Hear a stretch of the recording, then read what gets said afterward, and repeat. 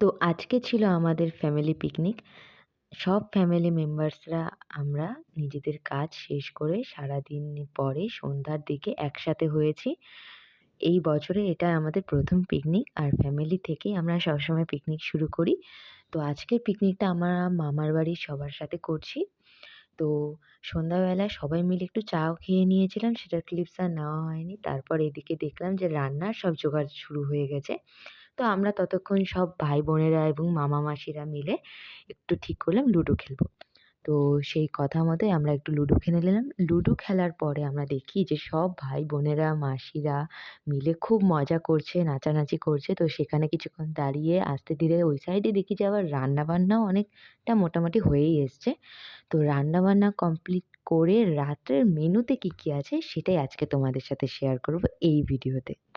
তো আজকে রাতের মেনুতে কি কি ছিল চলো শেয়ার করি। প্রথমে ছিল ভাত, ভাতের সাথে ছিল ডাল এবং পাঁপড় ভাজা।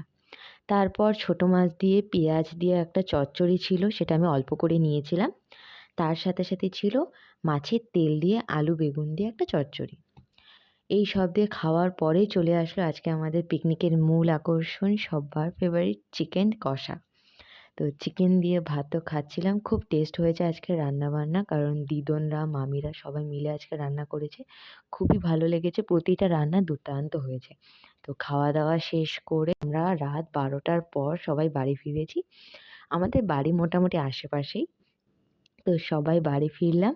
তো আজকের ভিডিওটা এই পর্যন্তই, দেখা হচ্ছে নেক্সট মিনি ব্লগে। Bye bye.